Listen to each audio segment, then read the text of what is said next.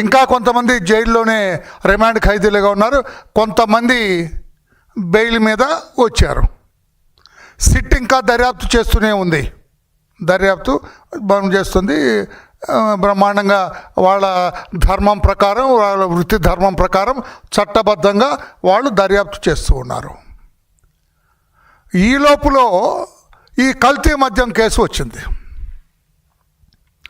ఈ కల్తీ మద్యం కేసు ఎవరిది? ఇటు పక్కన జగన్మోహన్ రెడ్డి గారు ఉన్నారు. జగన్మోహన్ రెడ్డి గారికి తెలియకుండా ఆంధ్రప్రదేశ్ రాష్ట్రంలో ఏ అక్రమ పని జరగదు.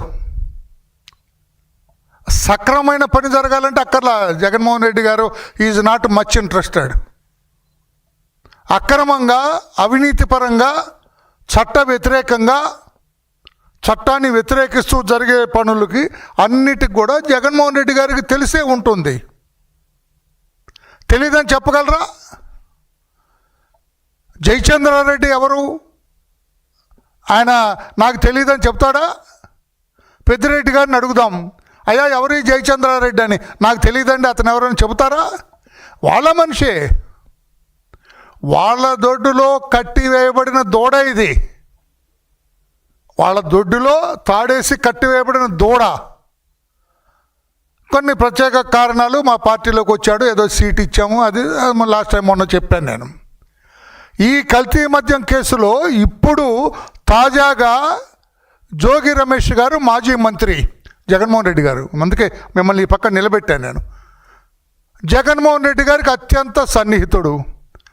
ఎంత సన్నిహితుడు అంటే జగన్మోహన్ రెడ్డి గారు నేను చంద్రబాబు గారి ఇంటి మీద దాడి చేసి వస్తానని చెప్పి వెళ్ళిన మనిషి.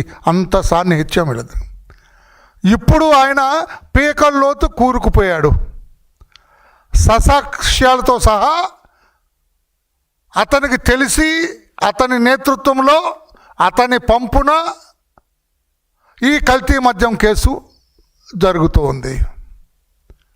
ఆ కేసు వివరాలన్నీ ఇప్పుడు సిట్టు దర్యాప్తు చేస్తుంది. అది కూడా థ్యాంక్స్ టు గవర్నమెంట్ అండ్ గౌరవ సీఎం గారికి కూడా ధన్యవాదాలు. సిట్టు వేశారు.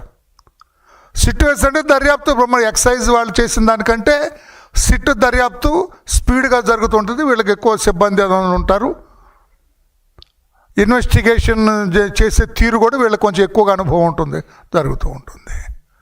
ఆయన అంటారు జోగి రమేష్, నేను ప్రమాణం చేస్తా నాకేం తెలియదు అంటాడు. అరే నీ దుంపుతంగా నువ్వు మంత్రి పదవి చేసావా? నువ్వు 2-3 సార్లు ఎమ్మెల్యేగా చేసావు, నువ్వు ఒక నాయకుడిగా ఉన్నావు. ప్రమాణం చేస్తావంటే నీ మీద ఎలిగేషన్లు వస్తే నువ్వు డిస్ప్రూవ్ చేసుకోవాలా. కోర్టు ద్వారా ఒకవేళ నేను అరెస్ట్ చేశారనుకో నువ్వు బెయిల్ తెచ్చుకోవాలా. ఛార్జ్షీట్ వేశారనుకో నువ్వు కోర్టులో ఐఎమ్ ఇన్నోసెంట్ అని ప్రూవ్ చేసుకోవాలా. ప్రమాణం ఏంటి? చంద్రబాబు గారిని ప్రమాణం చేయడానికి రమ్మంటారు, లోకేష్ బాబు గారిని రమ్మంటున్నాడు ప్రమాణం చేయటానికి. ఎంత బుద్ధి తక్కువ పని జగన్మోహన్ రెడ్డి గారు మీ నాయకులు చేసేది. అంటే ఈ ప్రమాణం ఎందుకు? కోర్టులు ఎందుకు? కోర్టులు ఎందుకు? చట్టాలు ఎందుకు? పోలీసులు ఎందుకు?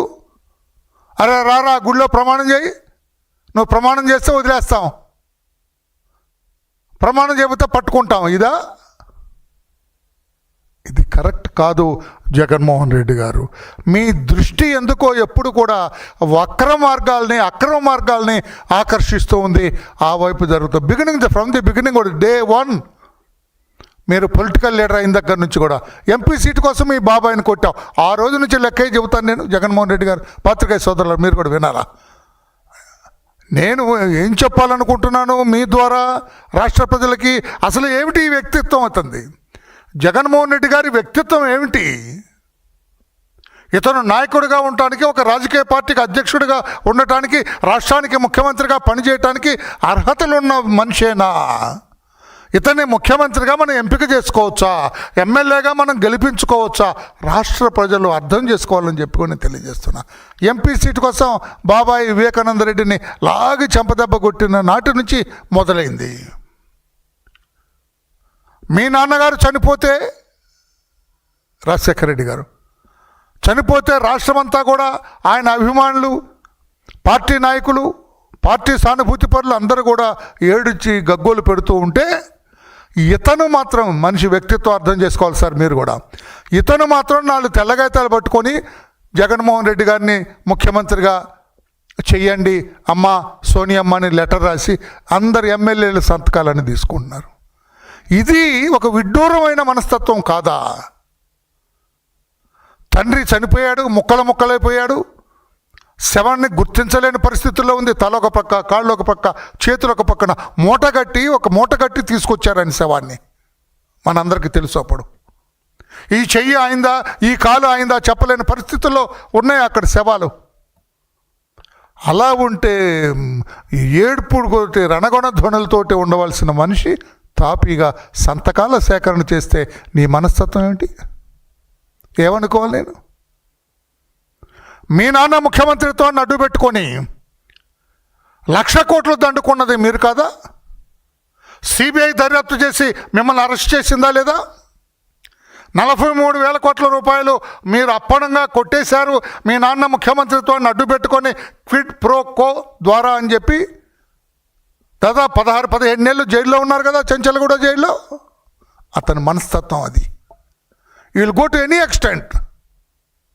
అది కావాలని సాధించుకోవటానికి ఎన్ని వక్ర మార్గం, ఎన్ని తప్పటడుగులన్నా, ఎన్ని తప్పుడు పనులన్నా చేయటానికి సిద్ధంగా ఉండే మనస్తత్వం అయింది.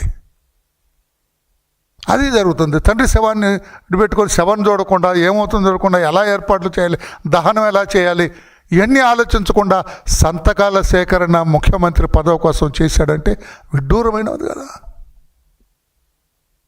అంతకాలం పోషించి ఈ రోజున ఆ స్థాయికి ఆర్థికంగా స్థిరపడటానికి కారణమైన కాంగ్రెస్ పార్టీని వదులుకొని వచ్చాడు కదా ఆయన. సోనియా మీద తిరగబడ్డాడు, ఆయన హీరోలుగా పెట్టుకొస్తారు. ఇవన్నీ కూడా అక్రమ మార్గాల రాజకీయం. అది అయిపోయింది. ఎన్నికలు జరుగుతూ ఉన్నాయి. ఎన్నికలు జరుగుతున్నప్పుడు 19 ఎన్నికల్లో వివేకానంద రెడ్డి గారు చనిపోయారు. ఎలా చనిపోయారు? జగన్మోహన్ రెడ్డి గారు అసలు ఎలా చనిపోయాడో తెలిసింది మీకొక్కడికే కదా. జగన్మోహన్ రెడ్డి మీకే తెలుసు బాగా.